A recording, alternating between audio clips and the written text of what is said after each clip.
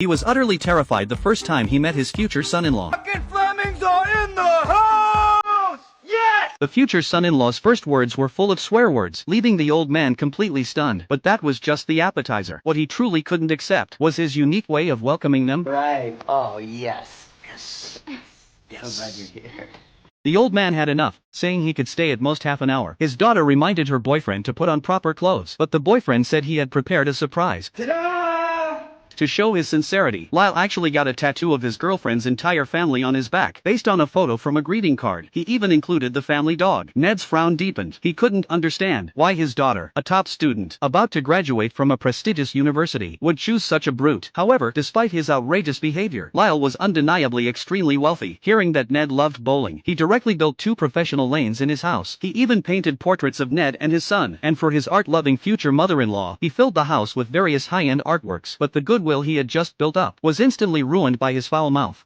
Well, I'll take a compliment wherever I can get one. Well, here's another one. You got a banging bod, too. Ned was completely broken. He immediately asked to speak with his daughter alone. He thought Lyle was too frivolous, covered in tattoos, cursing constantly, and even 10 years older than his daughter. Besides being rich, he had no redeeming qualities. His daughter begged her father to set aside his prejudice and spend more time getting to know Lyle's good side. Finney hoped her father could stay through Christmas and give Lyle more time. Seeing the pleading look in his daughter's eyes, Ned's heart softened, and he ultimately agreed. At dinner, seeing his daughter and her boyfriend looking affectionate, a slight smile finally broke through Ned's tense expression. He couldn't help but ask how they met. Lyle was completely open about it, admitting he started his business right after high school and only began looking for true love after his company took off. At a party one day, Lyle fell for the beautiful and intelligent Finney at first sight. He even pretended to be poor to get close to her, speaking with deep emotion. This foul-mouthed young man's eyes suddenly became gentle and attentive as he listed every one of his girlfriend's preferences, but his honesty backfired when Lyle excitedly mentioned that they became official on their 3rd date and spent Valentine's night together. The smile froze on Ned's lips. What made his pupils tremble even more was that they had already been living together for a full year. All this time, Finney had carefully kept the secret from him. She never expected Lyle to spill everything today. Ned was deeply upset. His daughter's former image as a sweet, obedient girl shattered completely in his heart. Even when trying to sleep that night, Ned couldn't let it go, complaining about Lyle in the bedroom. Just then, there was a knock at the door. Ned thought it was his daughter, but it was Lyle. It turned out that because of Lyle's loose tongue during the day, they had a big fight, so he came to apologize sincerely. Ned, would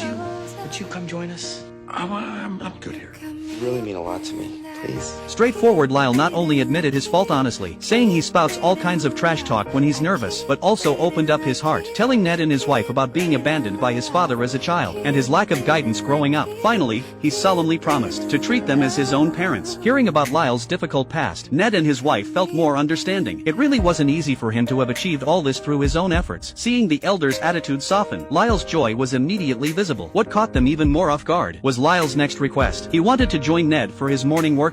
Ned reluctantly agreed. The next day, before the plan could even start, an unexpected incident struck first. Shortly after Ned entered the bathroom, he found himself trapped in an inescapably awkward situation. There was no toilet paper. He called for his wife to look in the hall, but she searched every corner without finding a single scrap. Fortunately, the butler heard the commotion and came, suggesting Ned press the button beside him for an automatic clean. So Ned reached out and pressed it, but the next second,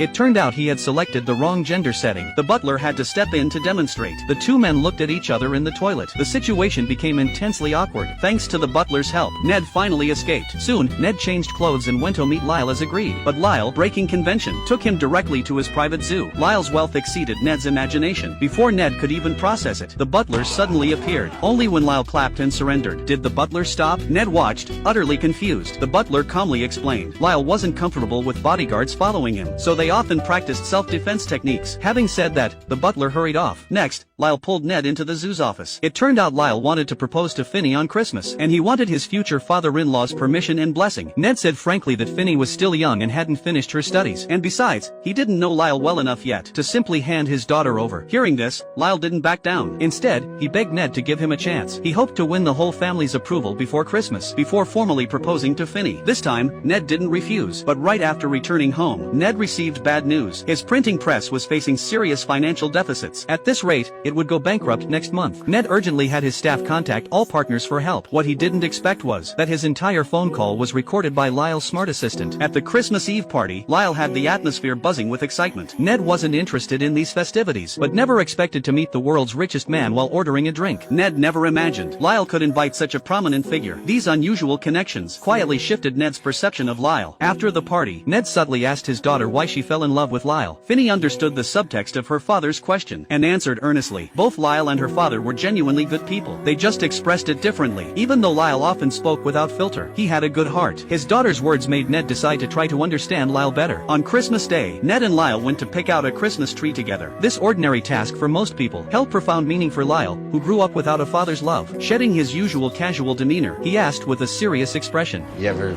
get nervous about shifting tides? Well, every business has its ups and downs. It doesn't kill you, it makes you stronger. These words were for Lyle, but also a silent encouragement Ned gave himself. Right after, Lyle spotted the Christmas tree he wanted. He had his eye on the tree in front of his rival company's entrance. Despite Ned trying desperately to stop him, Lyle insisted on having his way. He somehow got hold of a chainsaw and planned to just cut it down and take it home. But after fiddling with the chainsaw, Lyle couldn't even get it started. Ned was speechless. He stepped forward, took the chainsaw, gave the cord a casual pull, and the chainsaw roared to life. Lyle watched, dumbfounded, his eyes filled with shock and admiration. In Ned, he saw the father figure he had long missed, and Ned himself didn't realize it. But his natural, effortless instruction, and the simple act of taking the chainsaw, had already quietly broken through the wall of his initial prejudice. Then, the two returned home triumphant. The Christmas tree strapped to the car roof, upbeat music playing inside the car. The relationship between Ned and Lyle was quietly warming.